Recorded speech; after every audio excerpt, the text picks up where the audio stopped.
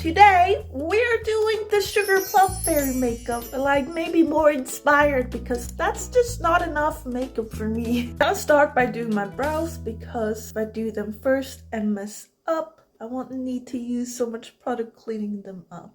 That feeling when they ain't even related, but that's okay. That is why we did them first after all. Speaking of Sugarplum Fairy, am I the only one who can't hear that without thinking of the Little Band? They had like that one hit song in early 2000s, which went like, sweet, sweet Jackie, sweet, sweet Jackie, let us touch your hair, which I'm just now realizing sounds incredibly creepy. Okay, now I want to take this purpley blush from Milk and I'm going to put it like everywhere. I'm gonna use it both as blush and contour, which I know it is a little bit weird, but it is one of my favorite ways to spice up a makeup look. It kind of makes me feel like a fairy, and I mean, those are the vibes we're going for. Now for the eyes, I'm going to start by putting down an average brown. Now I'm taking Mulberry from the Fall Romance palette and just gonna dab it on sort of here.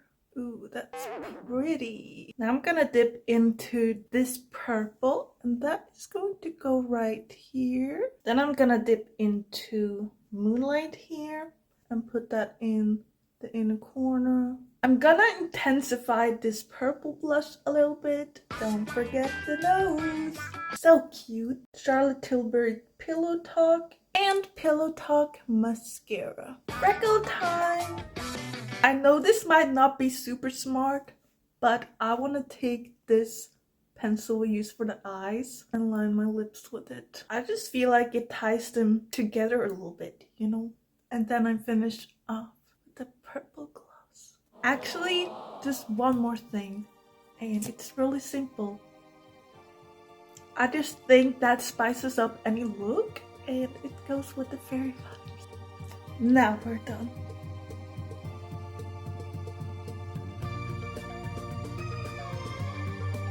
Goodbye.